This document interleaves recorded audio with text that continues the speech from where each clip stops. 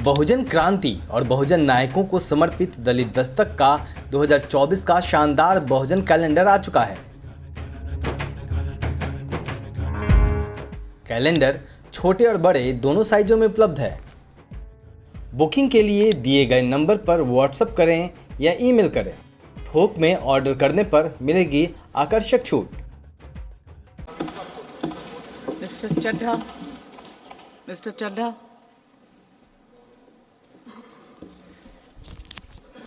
क्या बीजेपी भारत देश में निष्पक्ष चुनाव खत्म करना चाहती है? क्या भाजपा की सरकार लोकतंत्र की कोई अहमियत नहीं समझती? क्या भाजपा की सरकार के लिए संवैधानिक संस्थाओं की कोई अहमियत नहीं है? क्या भाजपा सरकार हर संवैधानिक संस्था को बनाना चाहती है? क्या भाजपा सरकार सुप्रीम कोर्ट के फैसले की कोई सम्मान नहीं करती, उसकी कोई अहमियत नहीं समझती? ये कुछ सवाल हैं जो बिल पढ़ने के बाद मेरे जहन में आए, और वो इसलिए आए क्योंकि इस बिल के माध्यम से ये सरकार चुनाव आयोग को पूरी तरीके से अपने नियंत्रण में लेना चाहती है, यानी कि चुनाव आयोग पे पूर्ण कब्जा चाहती है। मैम, चुनाव आयोग के 3 सदस्य होते हैं, एक मुख्य चुनाव आयुक्त यानी कि चीफ इलेक्शन कमिश्नर और 2 अतिरिक्त इलेक्शन कमिश्नर्स। इनकी चयन और नियुक्ति इस बिल के माध्यम से पूरी तरीके से सरकार के हाथों में आ जाएगी, और वे जिसको चाहें, चाहे वो पार्टी का शख्स हो, यस मैन हो, पार्टी मैन हो, जिस मर्जी को चाहें वे चुनाव आयुक्त बना सकते हैं। चुनाव आयोग की हमारे देश के चुनावों में बड़ी महत्वपूर्ण भूमिका है। किसका वोट बनेगा, किसका वोट कटेगा, ये चुनाव आयोग तय करता है।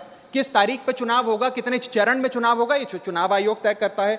ईवीएम मशीन कहां कहां भेजी जाएंगी, उसका नियंत्रण, उसका मैनेजमेंट, उसका योग, उसका प्रयोग, सारी चीजें चुनाव आयोग तय करता है। तो इसीलिए चुनाव आयोग एक बड़ी महत्वपूर्ण संस्था है इस देश के फ्री एंड फेयर इलेक्शंस के लिए।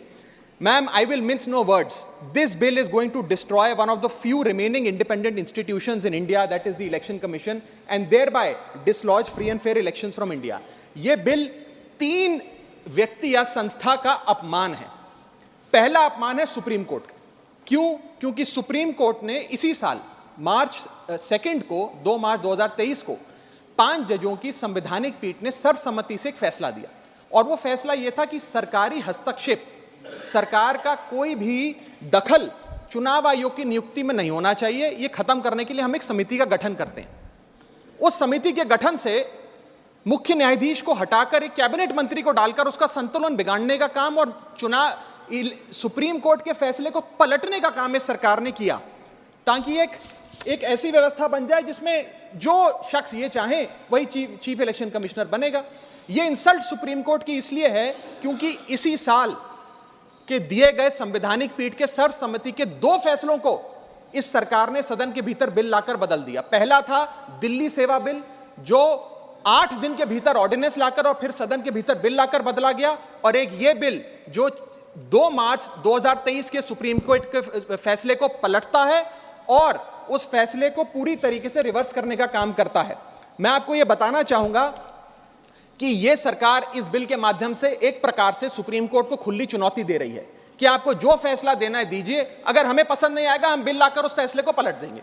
दूसरा इंसल्ट या अपमान इस बिल के माध्यम से चीफ जस्टिस ऑफ इंडिया का है।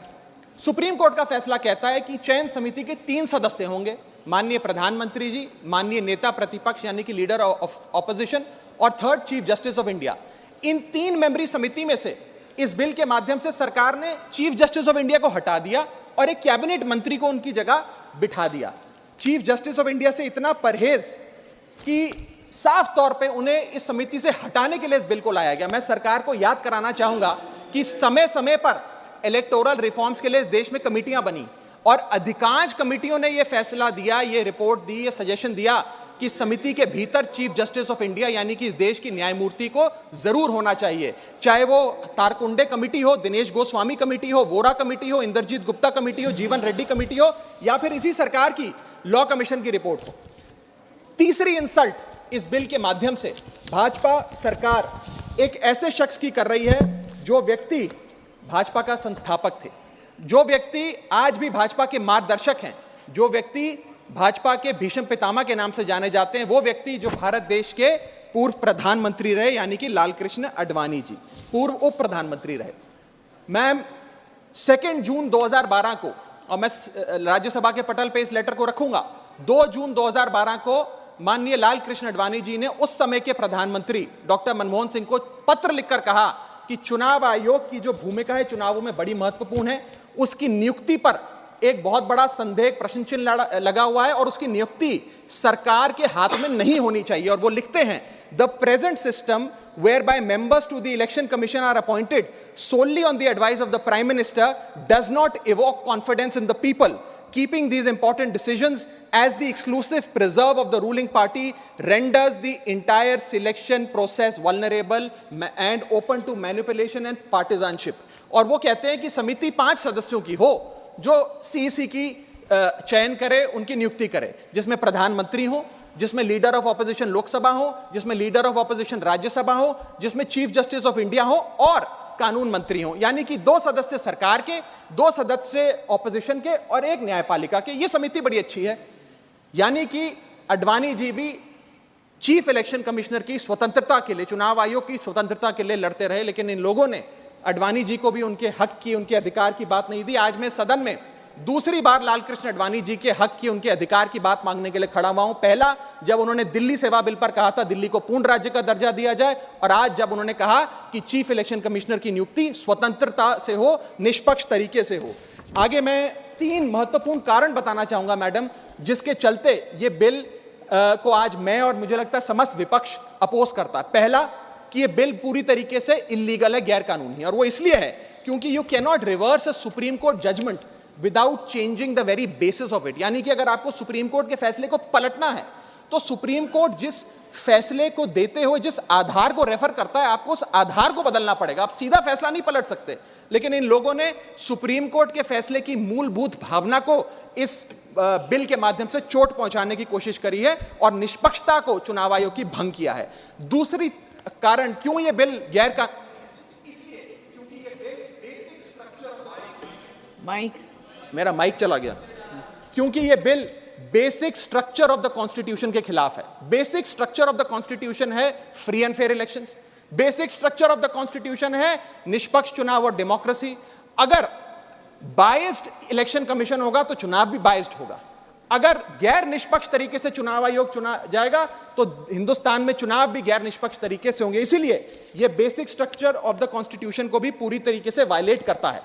मैम, मैं आगे बताना चाहूंगा कि दूसरा महत्वपूर्ण कारण क्यों यह बिल एक प्रकार से सरकार के हाथ में चुनाव आयोग का पूरा नियंत्रण दे देता है। Why is the selection committee biased in the favour of the government? Supreme court ने कहा 3 मेंबरी समिति होगी जो तय करेगी कि चुनाव आयोग में कौन कौन बैठेगा, प्रधानमंत्री, लीडर ऑफ ऑपोजिशन और चीफ जस्टिस ऑफ इंडिया। इसमें से चीफ जस्टिस ऑफ इंडिया को निकाल बाहर कर एक कैबिनेट मिनिस्टर को इसमें डालकर पूरा नियंत्रण सिलेक्शन समिति का इन लोगों ने बिगाड़ दिया, जिसके चलते आज इस समिति में सरकार के पास 2 वोट हैं। 2:1 से सारे फैसले मेजॉरिटी से सरकार ले सकती है। इसमें सर्वसम्मति से फैसला नहीं लेना, यूनानिमिटी से फैसला नहीं लेना। सरकार चाहे तो 2:1 से कोई भी फैसला ले सकती है। यानी कि सारा नियंत्रण, कौन मुख्य चुनाव आयुक्त होंगे, कौन चुनाव आयुक्त होंगे, ये सरकार के हाथ में आ जाता है। और ये एक ऐसी व्यवस्था बनाता है कि एक पार्टी मैन, एक यस मैन चुनाव आयुक्त बन सकता है। वो दिन भी दूर नहीं कि चाहे भाजपा अगर कल तो संबित पात्रा को चीफ इलेक्शन कमिश्नर बना सकती है मैडम, और 2:1 के रेशियो से संबित पात्रा देश के चीफ इलेक्शन कमिश्नर बन सकते हैं। आप सोचिए कि ये कितना खतरनाक होगा अगर वो चीफ इलेक्शन कमिश्नर बन गए। मैं आगे चलता हूं। पैरा 9 इस सुप्रीम कोर्ट जजमेंट का कहता है, the executive alone being involved in the appointment ensures that the commission becomes and remains a partisan body and the branch of the executive. The independence of the commission is intimately interlinked with the process of appointment. यानी कि supreme court ये कहता है कि चयन का जो पूरा प्रोसेस है वो पूरी तरीके से इलेक्शंस कैसे होंगे, फ्री होंगे कि फेयर होंगे, वो तय करता है। मैं आगे चलता हूं, 14 मिनट है मैडम, अभी तो 6 मिनट बाकी हैं। सुप्रीम कोर्ट आगे अपने पैरा 186 में हाईलाइट करते हुए ये कहता है, a person who is weak kneed before the powers that be cannot be appointed as the election commissioner. A person who is in a state of obligation or feels indebted to the person who has appointed him fails the nation and can have no place in the conduct of elections, forming the very foundation of our democracy. An independent person cannot be biased.